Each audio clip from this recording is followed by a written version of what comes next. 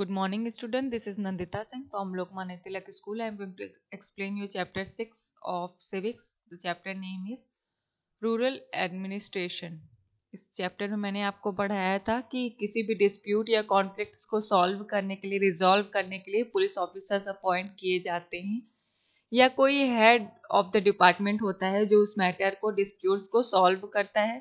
Role of police मैंने पढ़ाया था, ऑफिसर्स पढ़ाया था, फिर रिपोर्टिंग अ क्राइम पढ़ाया था। आज एफआईआर से स्टार्ट करेंगे। एफआईआर क्या होता है? FIR stands for first information report. इसको लर्न कर लीजिएगा। फर्स्ट इंफॉर्मेशन रिपोर्ट एफआईआर का फुल फॉर्म होता है। The written complaint lodged with the police is known as an FIR for और फर्स्ट इंफॉर्मेशन रिपोर्ट। जो भी रिटन कंप्लेंट होती है, दर्ज की जाती है पुलिस के द्वारा, उसे कहते हैं FIR, first information report. It is an important document because it is only after the FIR is registered in the police station that the police start the investigation process. ये important document होता है जो कि बिना FIR register के कोई भी police किसी भी इन्वेस्टिगेशन पर नहीं जा सकती है। किसी भी प्रॉब्लम की जांच पड़ताल करने के लिए, इन्वेस्टिगेशन करने का प्रोसेस स्टार्ट नहीं कर सकती है। The police may not investigate the case even if you have filed an FIR. कोई भी पुलिस इन्वेस्टिगेट नहीं कर सकती किसी भी मैटर पर जब तक कि आप FIR नहीं करते। If the case is not of a serious nature or if the police feel that there is no enough ground to investigate, however, the police must record the reasons for not doing so. और अगर police को ऐसा कभी लगता है कि आपका जो मैटर है, जो भी डिस्प्यूट्स है, वो कोई सीरियस प्रॉब्लम नहीं है, तो पुलिस उस मैटर पर इन्वेस्टिगेशन नहीं करती है, उस पर एफआईआर दर्ज नहीं करती है। However the police must not, और इसलिए पुलिस उस मैटर पर किसी भी रिकॉर्ड को, किसी भी एफआईआर को, किसी भी मैटर पर, ऐसे मैटर पर जो कि सीरियस नहीं होते हैं, उन पर रिपोर्ट दर्ज नहीं होती है। Maintenance of land records. People in the village are dependent on land. जो कि गांव में जो लोग रहते हैं उनके पास बहुत सारी संपत्ति होती है, जमीन होती है, और वो उसी पर डिपेंडेंट होते हैं। Hence there are bound to be conflicts related to land and its acquisition. There are bound to be conflicts.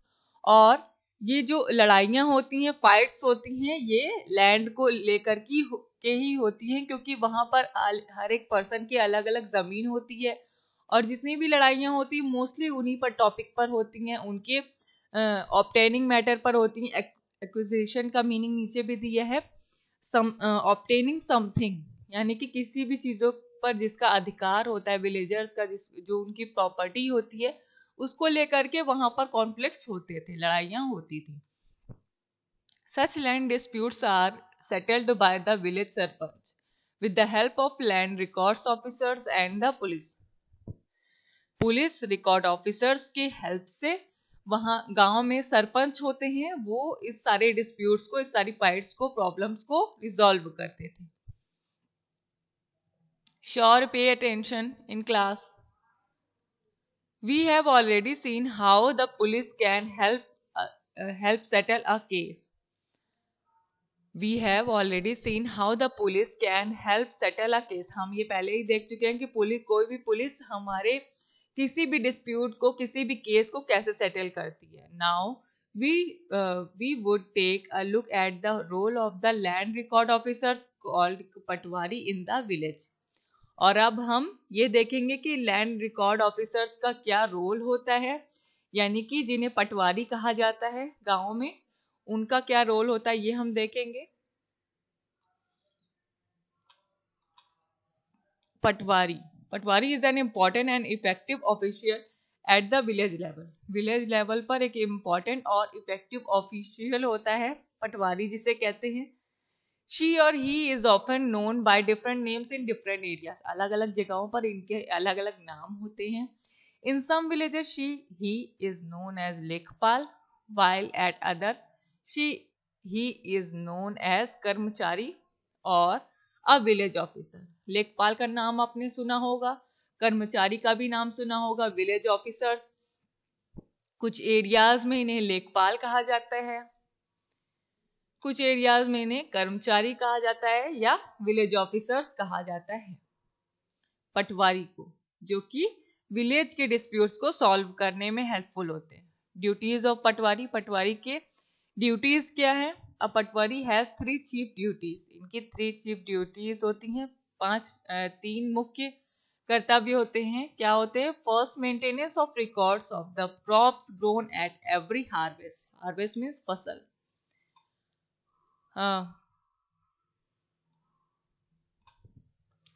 Crops means भी फसल होता है, हार्वेस्ट मीन्स जो खेती का पूरा एरिया है, जो फसल पूरी उग रही है उसके बारे में। Maintenance of records of the crops grown at every harvest. सारी फसलों में जितनी भी फसल का उगाई जा रही है उसका मेंटेनेंस का रिकॉर्ड रखना।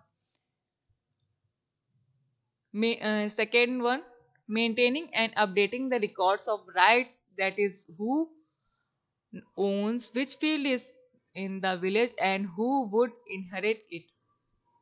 इस बात का मेंटेनेंस रखना, अपडेटिंग रखना कि किस पर्सन के कितने राइट्स हैं, क्या क्या उनके कर्तव्य हैं, क्या क्या उनके अधिकार हैं, कौन पर्सन, किस विलेजर्स की क्या संपत्ति है, क्या उसकी जमीन है और कोई उस पर अधिकार नहीं कर सकता। ये सारे अधिकारों के बारे में, कर्तव्यों के बारे में मेंटेनेंस रखते हैं वो।